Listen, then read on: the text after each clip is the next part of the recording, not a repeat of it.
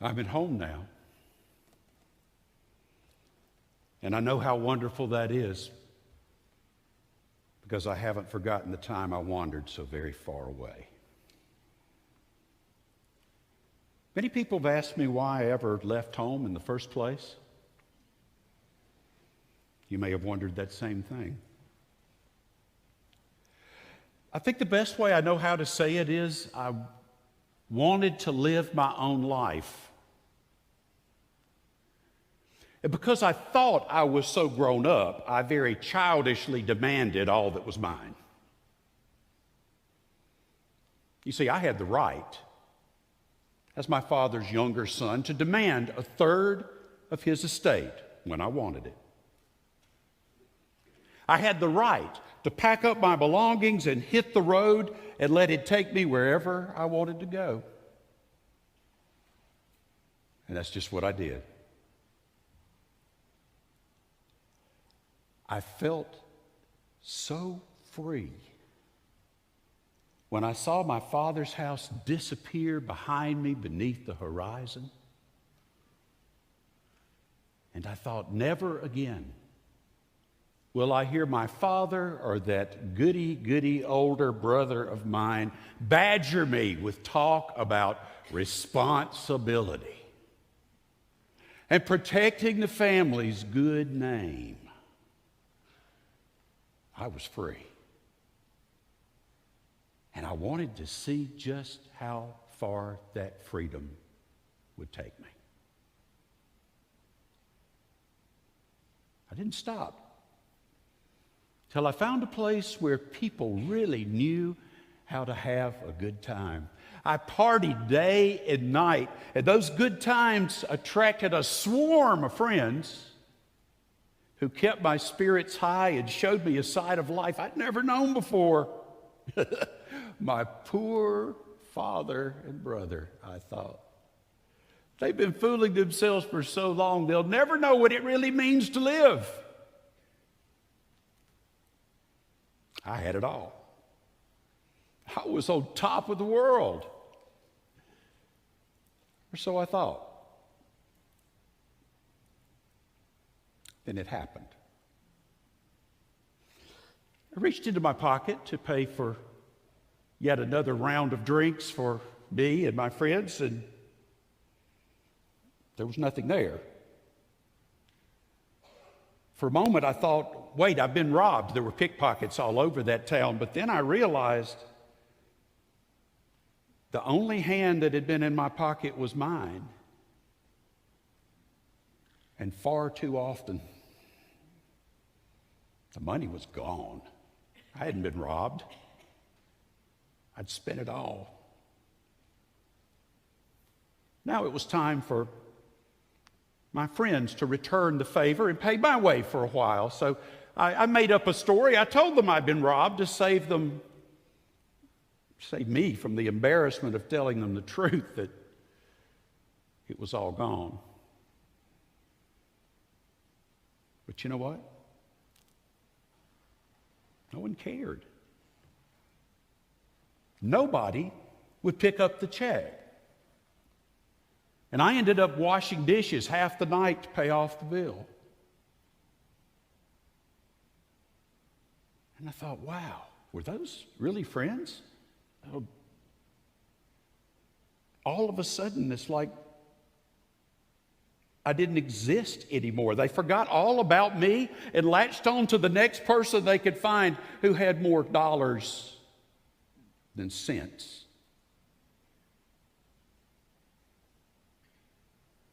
But for some foolish reason, I wanted to believe that they still liked me.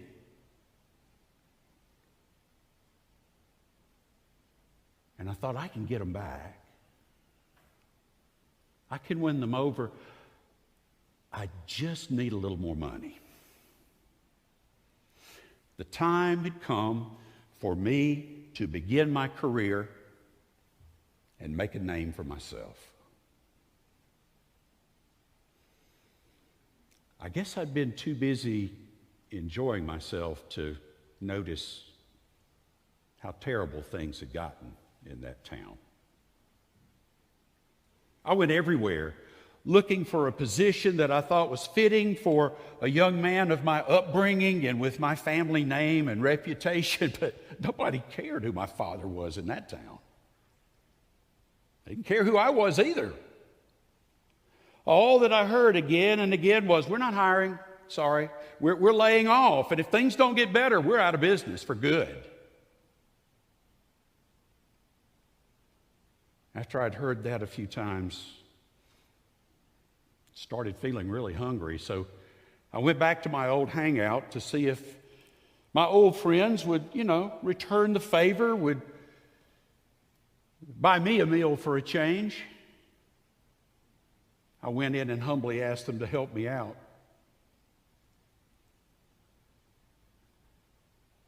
Their answer cut me like a knife. They said, "What's the matter?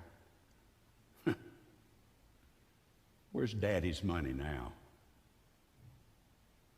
Get out of here. We don't let beggars come in here."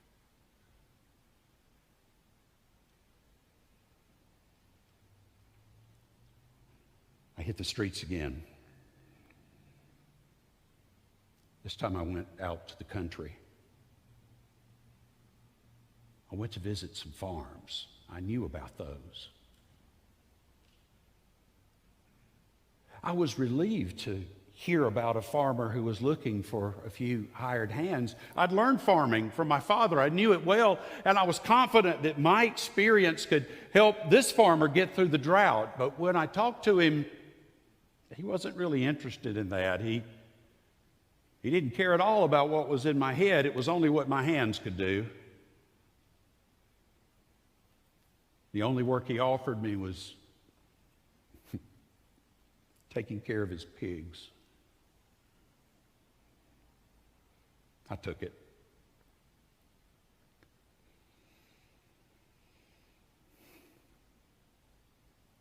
Couldn't believe that was me. But before he got away, I was so hungry. I said, "Wait, before I get started, I'm so hungry, I feel like I'm about to pass out. Could I just get a little something to eat first?" He said, "No. You've got to learn, boy.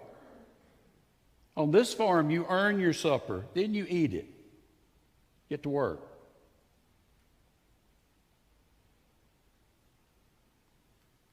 I was so hungry as I started feeding those pigs, the slop started looking kind of good to me. I really was tempted to eat a little of it myself.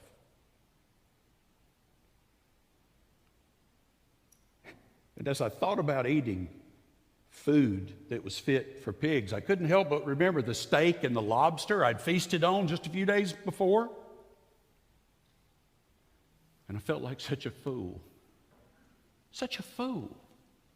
For having wasted my fortune on those leeches disguised as friends.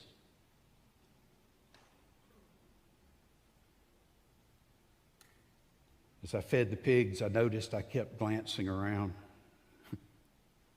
wanting to be alone. I didn't want anyone to see me.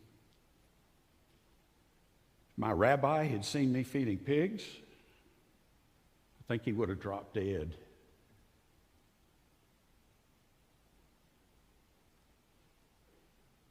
So would my father, I thought. And my older brother,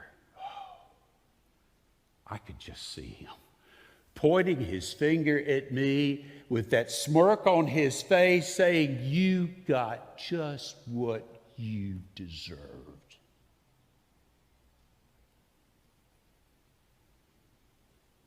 And I thought, the nerve of that farmer.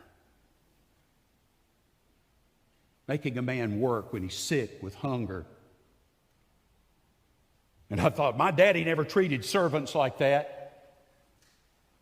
He always made sure they were well fed and they worked well for him in return. And I thought, wonder if there's another farm around here, someplace more like Dad's, a place where you could be treated like a human being. It showed a little bit of respect. Then it dawned on me. There had to be a better life than this at my father's house. I mean, if I had to work, at least I could work for a man who wouldn't make me do it hungry. I knew he wouldn't do that.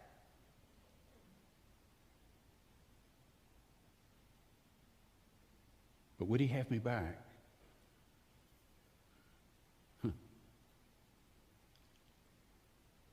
I didn't know. But I did know this. I'd never see my father turn away a hungry man who was willing to work.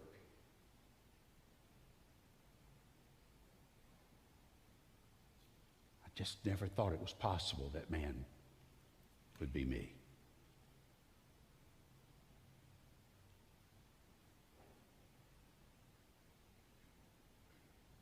Remembering my father's house was my first step toward home. Leaving wasn't hard. Had no one to say goodbye to but a bunch of pigs.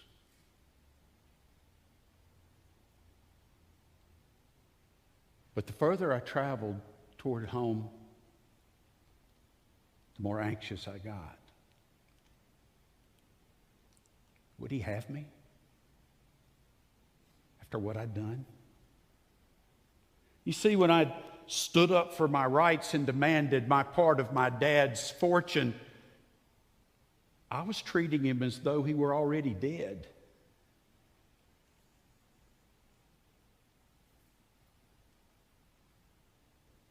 I must have rehearsed my speech 1,000 times because I knew my only chance was to beg for mercy. And so I went over it again and again. Father, I've sinned. I've sinned against heaven and I've sinned against you. I know I'm no longer worthy to be your son. I know that. But would you please take me on as one of your hired men? You know, it felt so strange on the way back. I remember traveling that road in the other direction, so cocky, so arrogant, wanting nothing to do with my father and insisting upon my rights to live my own life. Now I was coming back on that same road looking just for mercy. More mercy than I knew I deserved.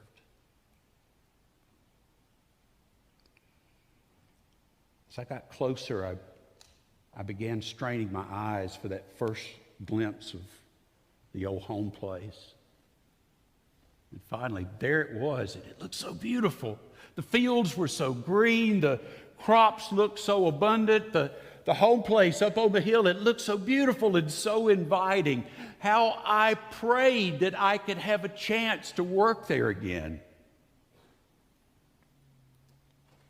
But at the same time, I dreaded the thought of facing my father. Dirty. Totally broke. Smelling like pigs.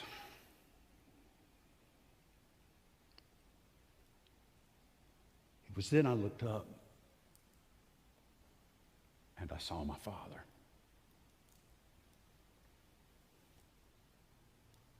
But he didn't look anything like I'd imagined he would. He wasn't standing at the door with his arms crossed and, patting his foot in angry judgment.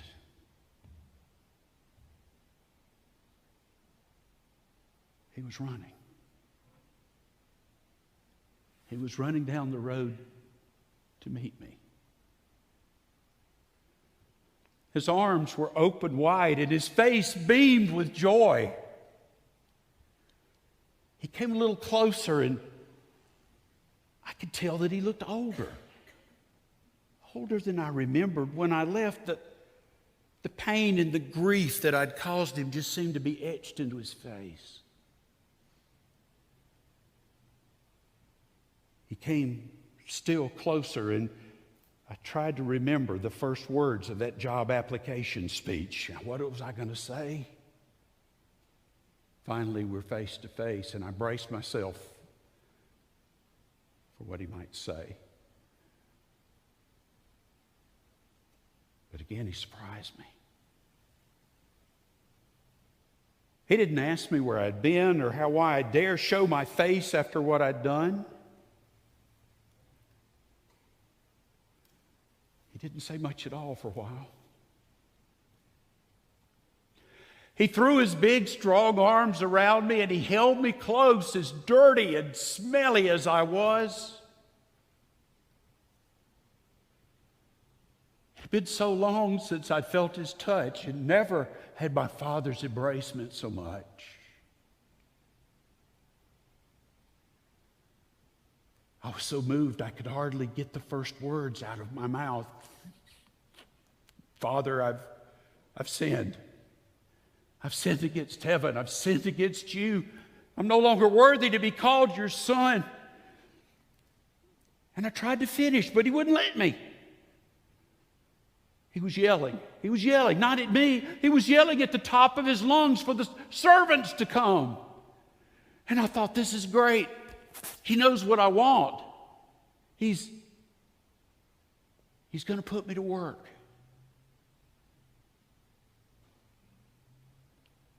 That's not what he did. In that moment, he showed me how much he really loves me and what it means to be his son.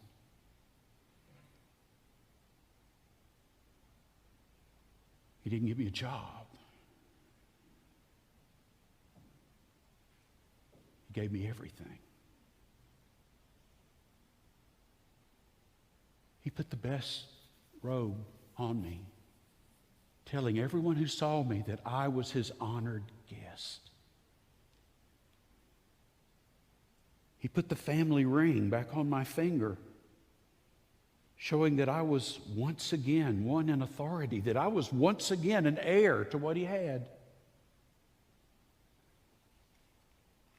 He put sandals on my feet because a son wore shoes. Only a slave worked in bare feet. He told his servants, get ready for a celebration. We're going to throw a party because my son has come home.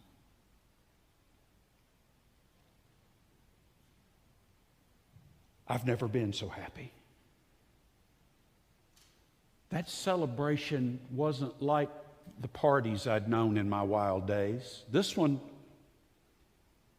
wasn't fueled with anger and rebellion. It was overflowing with my Father's joy. I heard him tell some of his friends that I was dead and now I was alive again. I don't know how he knew it, but that's exactly how I felt. For the first time, I felt fully alive. And truly his son.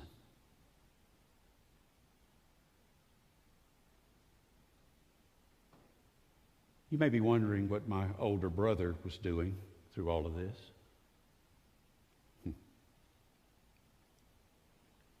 Well, let me just say, it's a good thing I didn't meet him first on the road on my way home before I saw my father. I would have felt so judged and rejected, I never would have come home. When he finished his work that day, he was coming back to the house and he heard the sounds of the celebration. And when he found out it was happening because I was home, he wouldn't come in. He refused to come in and share the celebration, even after my father went out and begged him to come into the party.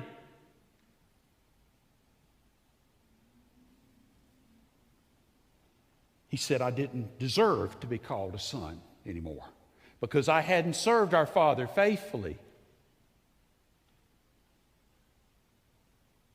He couldn't bring himself to call me brother. Just that son of yours.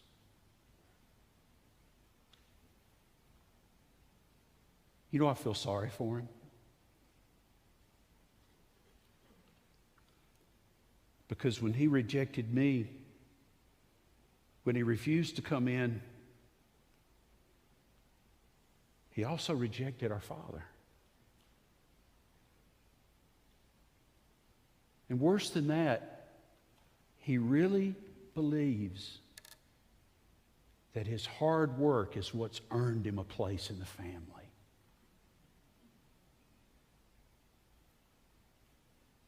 He doesn't know that it's only our Father's love that makes us his children.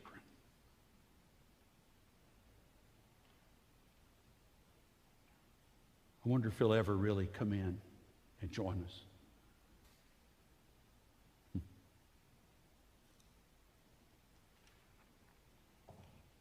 Why have I told you all this?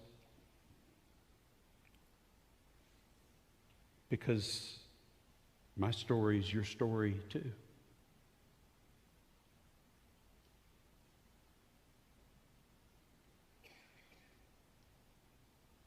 Many of us are far away. Some lost to a land of faraway rebellion, and some lost to a faraway heart of self-righteous rejection.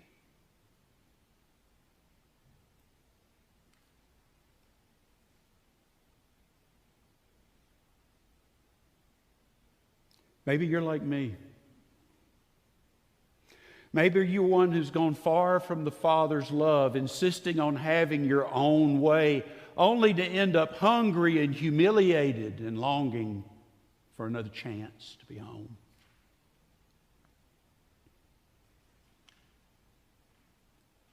Or maybe you're like that brother of mine. You've worked hard around here all your life. So you have a hard time welcoming home someone who's been like me because you think I don't deserve it. And you're right, I don't.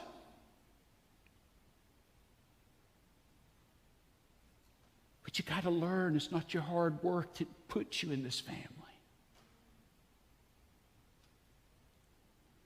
It's only opening your life to our Father's love. Until you know that, you'll always be on the outside. And you'll never join the feast. My story is about my father and the two sons he lost. One to the faraway land of rebellion, and the other to the faraway heart of self-righteous rejection. But the story is also about our Heavenly Father and the many children He's lost and wants to come home.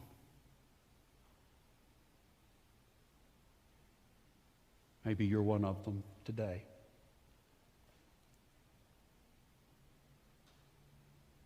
Right now,